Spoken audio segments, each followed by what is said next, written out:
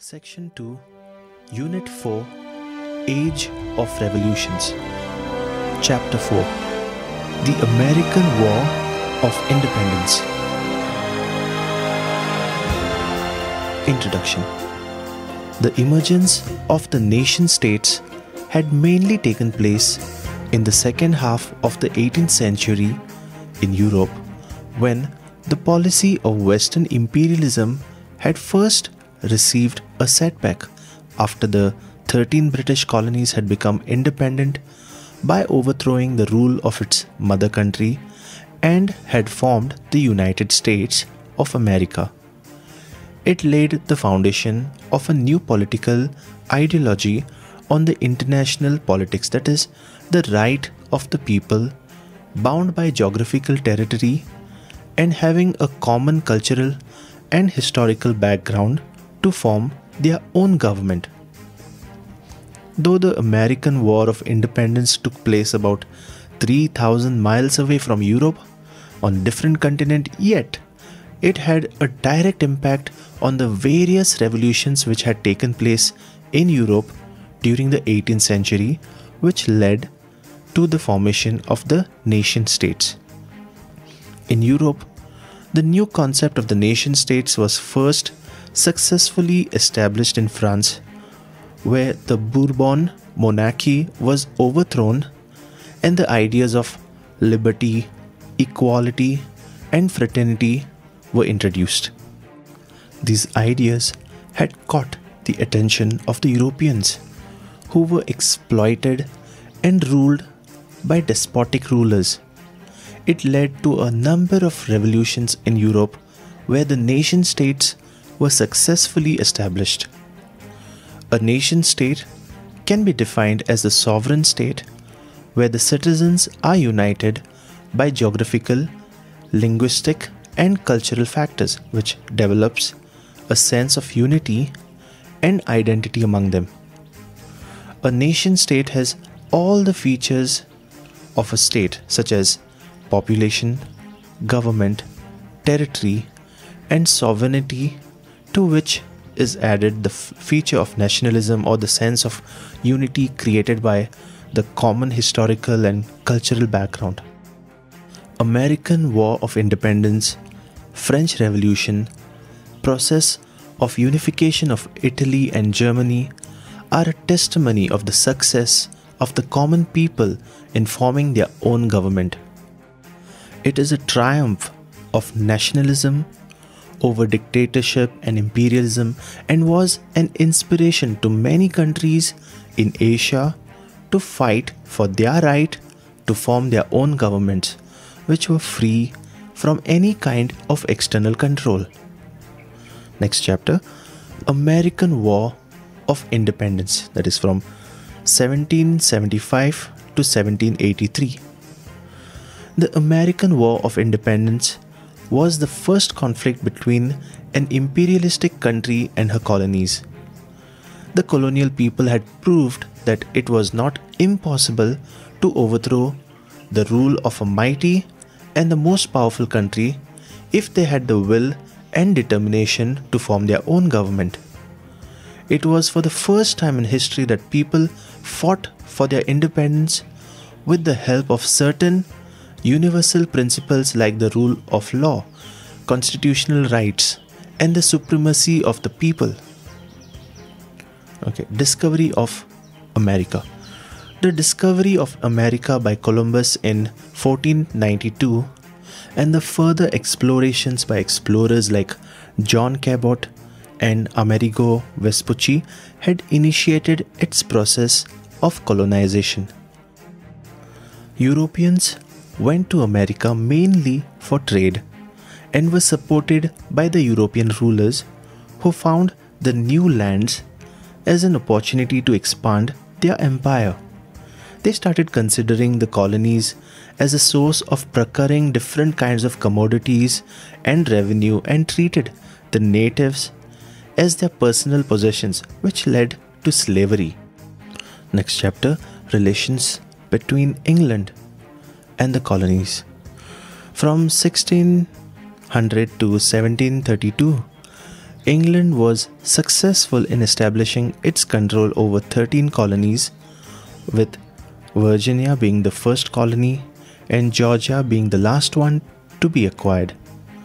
Though initially England was interested in carrying out trade and propagating its religious ideology, but later on the British administrators realized the importance of establishing political control over them when the race for colonies began among the European countries.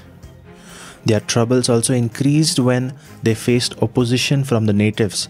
Thus, the British administrators appointed a governor in every colony who worked as their representative. Each colony had its own legislative assembly. Legally, they were the subjects of the British government, but in practice, they enjoyed a large measure of autonomy because of its geographical distance between England and them. The colonies were tolerating the discriminatory policies of England with respect to trade and commerce and taxation because they depended on England for their security from France. They feared that France would attack them from Canada, which was a French colony, but when France was defeated by England in the 7 Years' War and Canada was transferred to England by the Treaty of Paris in 1763, this fear of the French invasion had come to an end for the colonies. But from 1763, the relations between England and the colonies were slowly becoming sour. The roots of the American revolutions can be traced to the year 1763 when the British government began to tighten their imperialistic control. Dissent among the colonies started when the British Parliament passed a number of laws on the colonial people to collect more revenue as they were facing a financial crisis after the 7 Years' War. England argued that the conflict was fought mainly for the safety of the colonies, and so the expenses had to be recovered from them. This started the period when the number of acts were imposed on the colonies by the British Parliament during the rule of the King George III. Next chapter, policy of taxation. This policy was initiated when the Sugar Act was passed in 1764, by which a tax was imposed on sugar which was imported to the colonies from the West Indies. This was followed by the Stamp Act of 1765, by which a duty was imposed on any kind of written documents such as the newspapers, pamphlets, legal documents, and even playing cards. The colonial people protested against this and passed a resolution of no taxation without representation. They argued that the British Parliament had no right to impose taxes on them since there is no colonial representative in the British Parliament. The British Parliament did not pay any heed to the demands of the colonial people and continued with their policy of taxation by imposing the Townshend Act in 1767. According to this act, duties were imposed on the colonial imports of glass, paper, paints, etc. But due to the increasing pressure, they had to withdraw it. In 1773, the British Parliament passed the Tea Act, by which the East India Company, which was set up by England, got the monopoly to carry tea trade with the colonies. This time, the colonial people resented with action.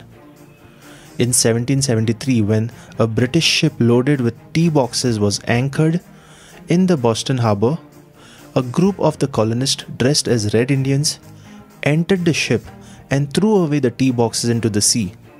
This event has become famous as Boston Tea Party. To penalize the colonists, Boston port was closed down and a number of repressive measures were passed by the British Parliament. This anti-colonial attitude of England brought the colonists more closer to one another, and they were now more determined to fight against the British government. Next chapter, major events of the American Revolution. First, Continental Congress in 1774. It was convened by the colonists on 5th September 1774 at Philadelphia, which was attended by representatives of 12 colonies. They declared their right to life, liberty, and property and sent a petition to King George III and did not receive any positive response. Then the colonists decided to boycott the British goods. The Second Continental Congress, 1775. By the time the Second Continental Congress met on 10th May 1775, the conflict had already begun at Lexington and Concord. In the Bunker Hill conflict, the strength of the colonists was evident.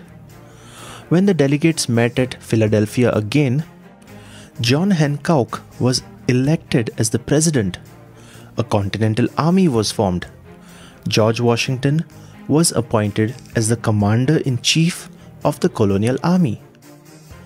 The delegates adopted the Olive Branch petition to be sent to King George III in order to avoid the conflict. But this was rejected by him, and he declared that the colonies are in rebellion.